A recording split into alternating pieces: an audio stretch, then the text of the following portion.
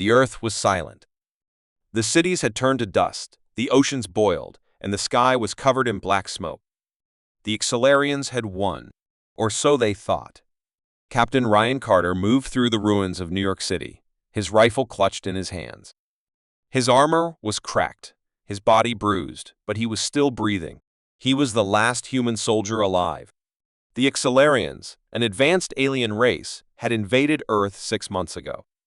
Their ships hovered over every major city, their weapons destroyed everything in their path, and their soldiers crushed humanity's defenses. The war had ended with a massacre. The human army was gone, but Ryan was still here. And as long as he was alive, the war wasn't over. The hunt against Ryan knew he couldn't fight the Excelarians head-on. Their technology was too advanced. Their soldiers were too many. But they had one weakness: they thought they had already won. Moving through the ruins, Ryan studied the enemy patrols. They were lazy, overconfident. They walked through the streets without care, laughing in their strange alien language. They didn't expect resistance. Big mistake. Ryan set up his first trap in an abandoned building. He placed explosives under a pile of rubble, connected them to a remote trigger, and waited. Soon, a group of Excelarian soldiers passed by. Ryan pressed the button. The explosion sent metal and fire everywhere, killing them instantly. The enemy was confused.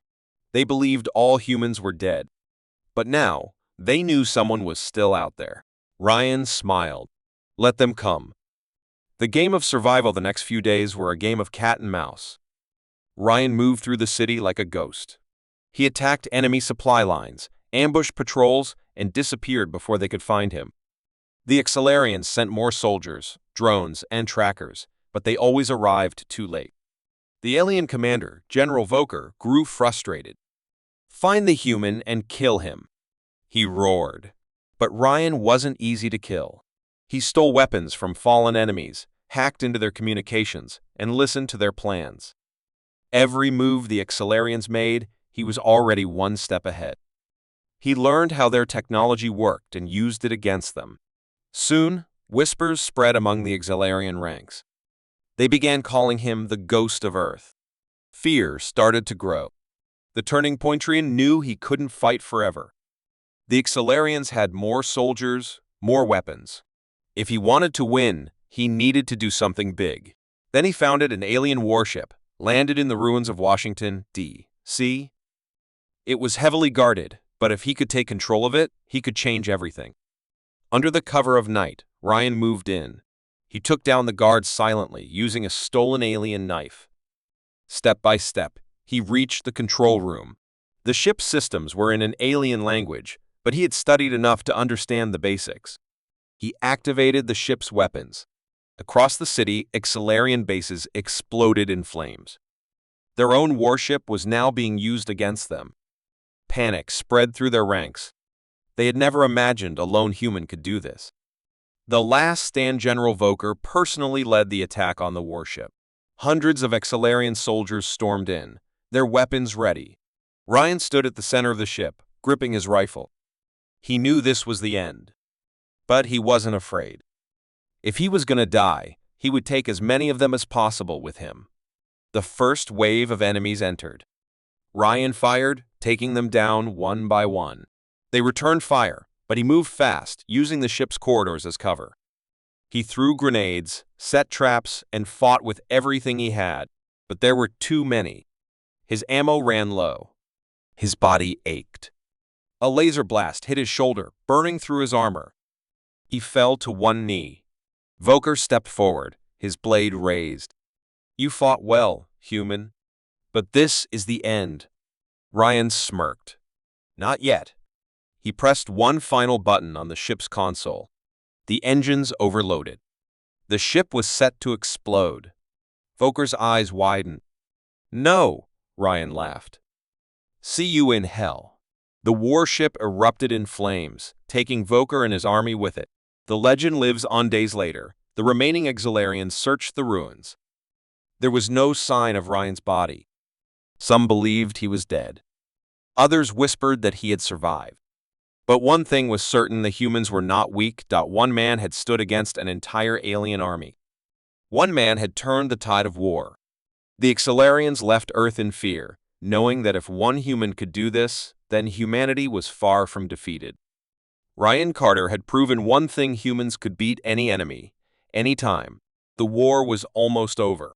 The XLRI Empire had crushed the human defenses, taken control of Earth's skies, and blocked all escape routes. Every human stronghold had fallen except one. Deep inside an underground bunker, hidden beneath the ruins of London, the last group of human resistance fighters held their position. They were not soldiers. They had no weapons strong enough to defeat the Accelarians. But they had something else. They had Jake Lawson. The unbreakable Code Jake was not a soldier. He was a hacker, a cyber genius who had once broken into the world's most secure systems just for fun. Before the war, he had worked for a tech company. Now, he was humanity's last hope. The Accelarians controlled their massive warships through a system called the Nexus Core. It was an advanced AI smarter and faster than any human computer. Every attack, every defense, every move in the war nexus controlled it all. It was unbeatable. But Jake had found something. A tiny flaw. A small crack in the system. If he could break into Nexus Core, he could shut down the entire Accelarian fleet. But there was a problem. The Nexus Core wasn't just protected by firewalls and security programs. It was alive. It was connected directly to the minds of Accelarian strategists, alien commanders, who could think faster than any human. It wasn't just a computer system. It was a war of the mind. The infiltration in the underground bunker was dark, filled with cables, screens, and dying batteries. The air smelled of sweat and desperation. Jake sat in front of his terminal, his fingers moving fast across the keyboard. His team scientists, engineers, and hackers watched in silence. "Are you sure about this?" asked Maya, the lead engineer. "No one has ever hacked Accelarian system before." Jake smirked. "Then it's about time someone did." He activated the connection. The moment he entered the system, alarms blared inside every Accelarian warship. The Nexus Core had detected him. Within seconds, the AI fought back. Firewalls shifted, codes changed, traps activated. The Accelarian strategists sent waves of counterattacks trying to push him out. Jake's mind burned. The screen in front of him flashed with warnings. His body shook, but he didn't stop. He was inside their system, fighting not just a computer, but living alien minds. The real war had begun. The mind battle Jake felt as if he was drowning in numbers, codes, and symbols. Every second, the Accelarians changed their algorithms, trying to lock him out. "You're not welcome here, human," a deep voice echoed in his mind. It was General Velos, the Accelarian mastermind behind the Nexus Core. Jake gritted his teeth. "Sorry, but I don't need an invitation." Velos laughed. "Your kind is weak. Your brains are slow. You cannot win." Jake ignored him. He focused on the flaw he had found. A tiny weakness in the Nexus Core. If he could reach it, he could take control of the system. But the Accelarians were fast. Every time he got close, they blocked his way. The battle wasn't just about skill. It was about endurance. Jake was human. He needed food, water, and rest. The Accelarians were machines, enhanced by technology. They never tired. His vision blurred. His hands trembled. The pressure in his skull felt like it would crack his head open. He was losing. The last trick. Jake took a deep breath. He had one last trick. Something the Accelarians didn't expect. Humans were unpredictable. Instead of breaking through the firewall, Jake started to overload the system.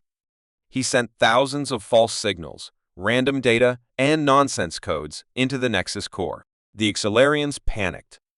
The system began to slow down. "What are you doing?" Velos growled. Jake grinned. Winning. At that moment, he saw the weak spot in the system. The exact point where he could shut everything down. He took his shot.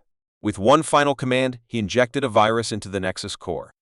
The fall of the Accelarians across the sky. Solarian warships flickered. Their weapons powered down. Their systems crashed. Pilots lost control of their ships.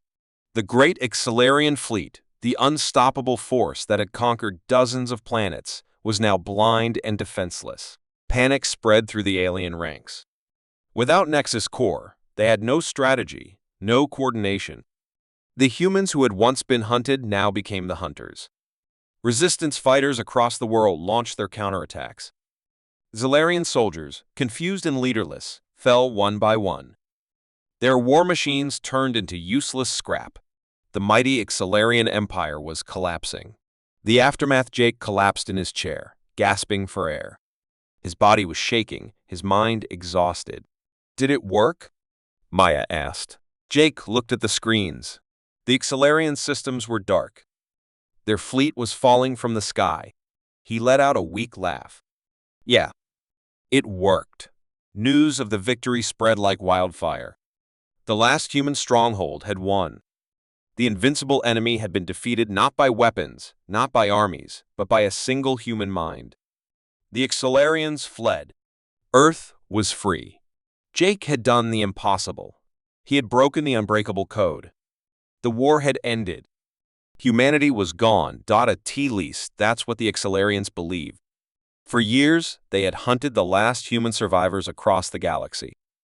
Earth had been reduced to ashes, its cities wiped from existence. The human fleet had been destroyed in battle, and the few who remained had disappeared into the void. The Excelarian Supreme Commander, Varuk, sat aboard his massive warship, Dominator, watching the stars through the viewport. The humans were strong, he admitted to his officers. But in the end, they were weak. They are extinct now. But Varuk was wrong. Because that night, the Ghost Fleet returned. The first strike it began with a whisper. Excelarian patrol ship, Zeke Tor, was traveling near the asteroid belt of Vega Prime when it suddenly lost contact with the fleet. The last message received was a terrified voice. They're here. They're here.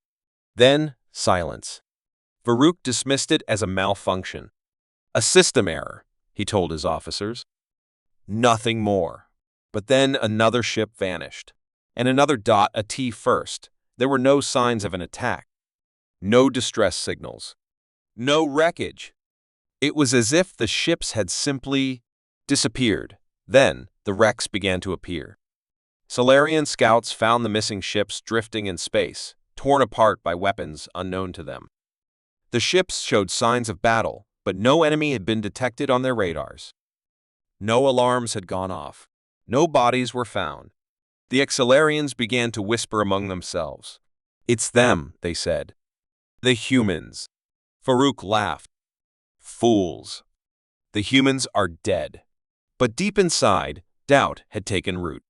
Because in the darkness of space, something was watching. Something was waiting. The Phantom War begins. The attacks increased.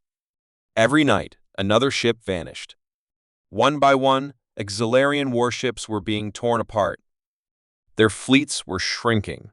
Their soldiers were afraid. Varuk sent his best spies to investigate. The truth they brought back shook the Excelarian Empire to its core. The humans were alive. Somehow, somewhere, a small group of survivors had rebuilt their fleet in secret. They had created warships that were invisible to Excelarian scanners, ships that left no trace. They struck from the darkness and disappeared without a trace. They had become ghosts. The hunt for Shadows. Varuk could not allow this to continue. He gathered his forces, sending thousands of ships to track down the Ghost Fleet. Every planet, every moon, every asteroid field was searched. But the humans were never found. The Excelarians were fighting an enemy they could not see. Desperate, Varuk set a trap. He ordered one of his ships to pretend to be damaged, sending out a distress signal in the hopes that the Ghost Fleet would come. It worked. From the darkness, a single human warship appeared. It was sleek, black, and moved like a shadow through the void. The moment it came close, Varuk's fleet attacked. Lasers and missiles filled the sky.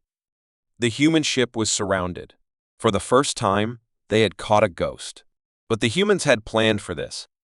The ship sent out a signal, and from the depths of space, the rest of the Ghost Fleet emerged.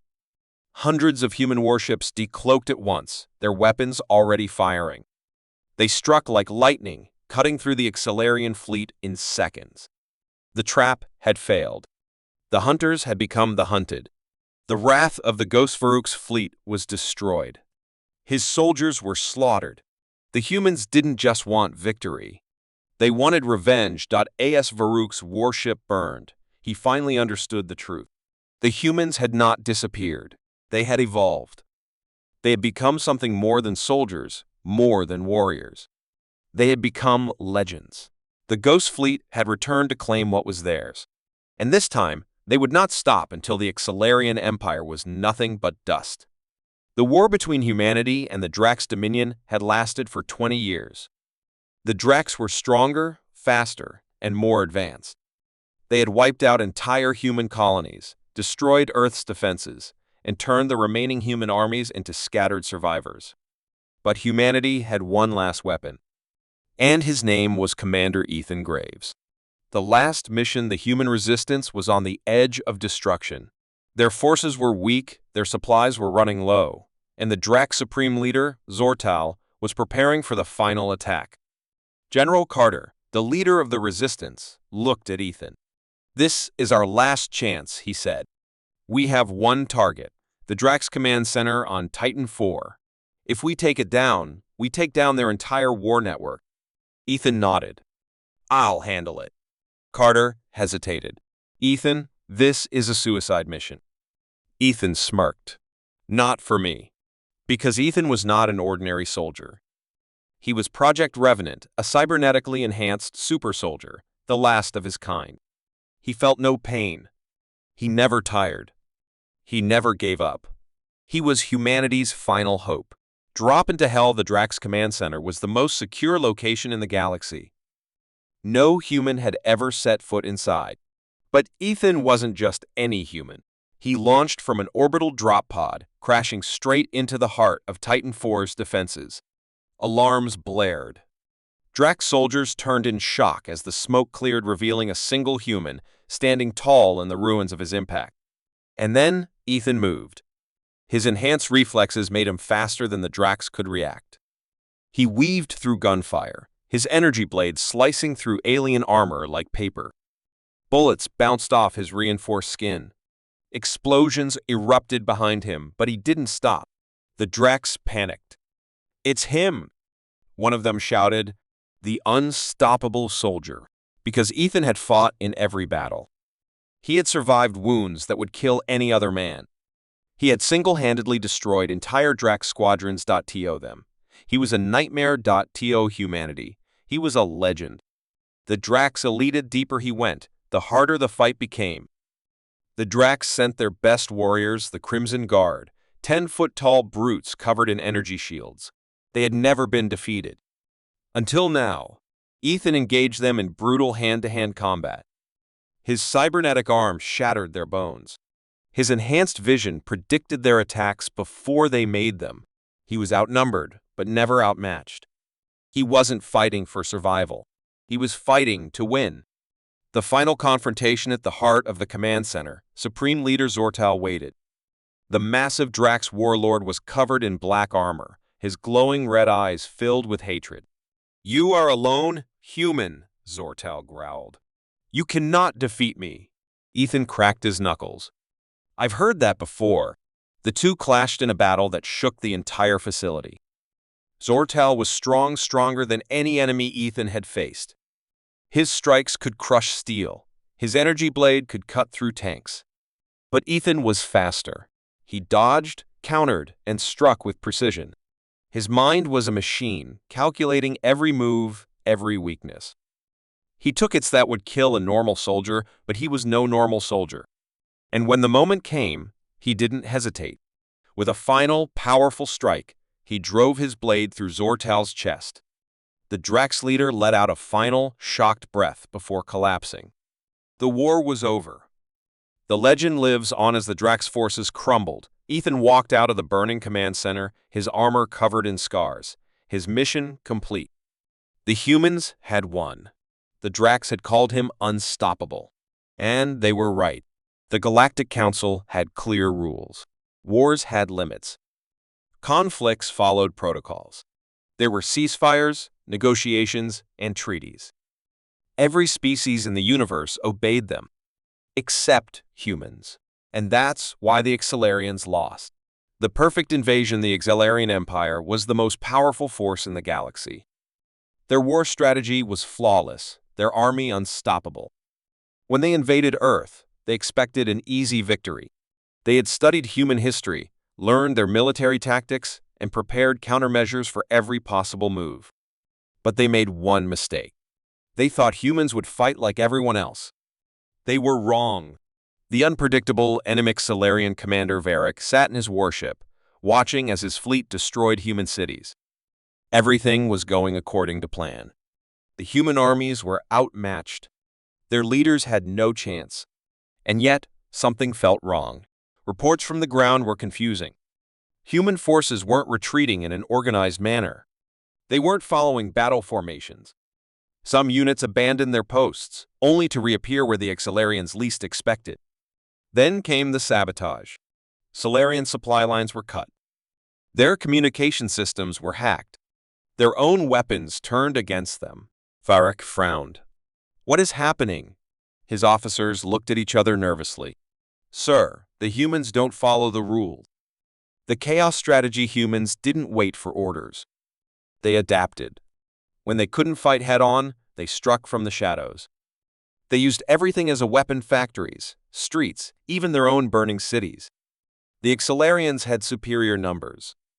But the humans fought like ghosts. One Excelarian officer sighed. They don't have a plan.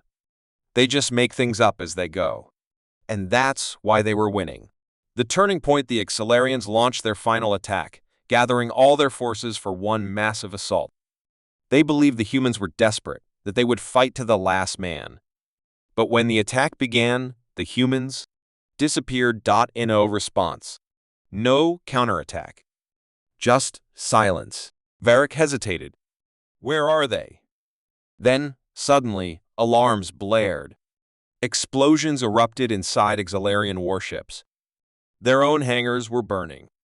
Their defense systems had been sabotaged. And then the human fleet appeared. Not from the front, not from the sides. They came from below. From inside the wreckage of their own destroyed cities.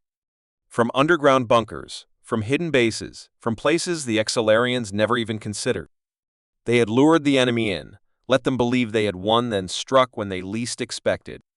The end of the war, the Excelarian fleet burned. Their empire collapsed. And the humans? They stood victorious, because they had broken every rule. And that's why they survived.